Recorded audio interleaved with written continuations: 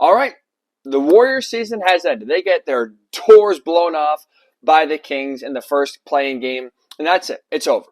And what I want to kind of talk about is why tonight was not surprising. Tuesday's result was not a shock to me, and really how the entire season went for the Warriors wasn't a surprise whatsoever. I want to point to one move last year that I think telegraphed what we saw on Tuesday night. And that move was the fact of Bob Myers stepping down last year after their second round exit to the Lakers. That to me is where this all comes from. And then also, by the way, projecting ahead why it's not going to get any better for the Warriors going forward. They have won their last championship in the Steph Curry era. They are not even, I would say, a championship contender going forward, even with Steph on the roster. I want to kind of quickly here go back in time to explain why that one move now resulted in a 10th place finish for the Warriors this year, an embarrassing play-in tournament exit, and why it's not going to be better in the future. Let's look at that Bob Myers decision really fast. Go back last year. That, to me, after that second round exit to the Lakers, is where the Warriors dynasty officially ended. It was over right there in that second round playoff loss. Because after that loss, Bob Myers had a decision to make. And the goal is to win as many championships as you can with Steph Curry. And Bob Myers stepped away from the Warriors. Not because he was upset about his salary, not because he didn't feel respected by the organization, or he wanted to make a career change in the middle of his life and go do something completely different.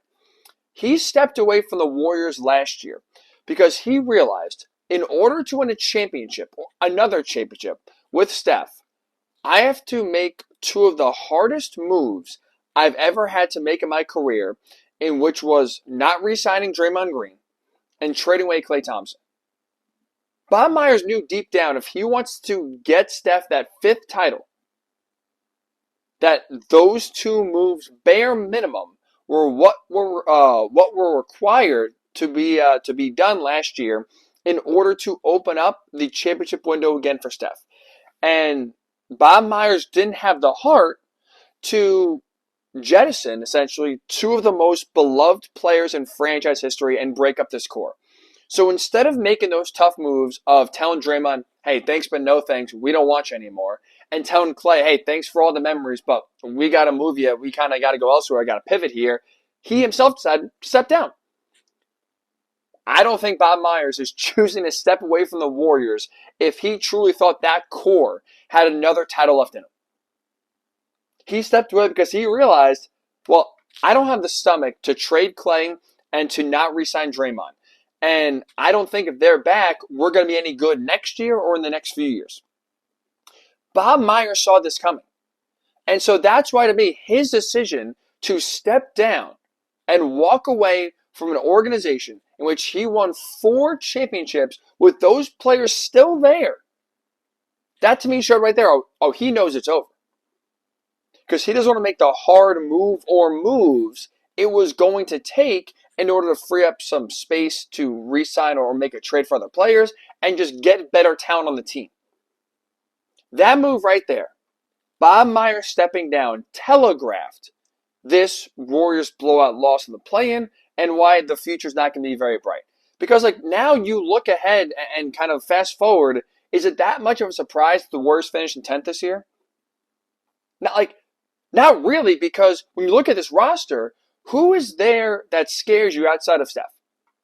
That's the problem with the Warriors. It is Steph and nobody else. He had a great season. He was healthy. Yet they still finished 10th. Why? Because no one else behind him was able to step up. Andrew Wiggins filled that role in 2022, right, when they won a title. Is Andrew Wiggins then the same Andrew Wiggins now? Absolutely not. No team is going into a game against the Warriors saying, oh boy, how the hell are we going to stop Andrew Wiggins? And the same thing is applicable with Klay Thompson. I mean, yes, he had a little bit of that career resurgence, if you will, when he came off the bench and finished, had a good April. April was by far the best month of his career, of the season, the best month of the season. But then you look at Tuesday's game, He's 0 for 10 from the field and 0 from 6 from 3 and 0 points in the biggest game of the season with literally your season on the line. Klay Thompson gives you 0 points. There's no one outside of Steph that's reliable. And so Bob Myers told you that by stepping away, this roster is not built to succeed or win. And that played out right in front of our eyes this year. That's why it's not that big of a shock when you have one guy playing great, no one else is really a scoring threat or a dynamic threat to take over a game or at least be consistent from a game-in, game-out basis. And that's why the Warriors, even with one of the best players still in the league, in Steph, were sitting in 10th. And why? They got their clocks cleaned by the Kings. No one else was able to step up. No one else was able to make a play. And so with that context, right, of Bob Myers and why he chose to step away, I think that should bring some clarity if you are maybe sitting here surprised that the Warriors season is over, surprised that they finished in 10th, and maybe still thinking that, next year they'll bounce back. They ain't bouncing back next year. Because what is going to improve with this team? Like, it's funny now, the big conversation is this the final game of Klay Thompson's career in a Warriors uniform? And, to me, that's irrelevant. My gut says he's going to be resigned. I think he will be a Warrior for the rest of his career. So I don't think he's going anywhere. I think the Warriors will give him a contract, not at big-time money, but I think both sides will come to an agreement they feel comfortable with because I don't think either side wants to be without the other. So I think Klay Thompson will be a Warrior in 2024 and beyond. But, you saw him this year, and you saw him even the last few years. Klay is not what he used to be. So even re-signing Klay Thompson, I don't think does a lot. I don't see where this team is going to improve. They are the most expensive team in the league. That doesn't change next year. So you don't have many avenues to bring in better talent around Steph. This team in terms of being a championship contender is over. It is done with this core. And so that's why I think when you kind of look back at how this year went, it shouldn't be a surprise whatsoever. And I don't think the Warriors organization, I think with how I view this year, and you kind of hear the chatter right now around Klay's future, and at least I'm guessing and believing he's going to be back, I think at this point the Warriors are more content with Steph, Klay, Draymond finishing their careers with the Warriors and not winning another championship. I think they'd rather take that route versus making the tough decision to now re-sign Klay.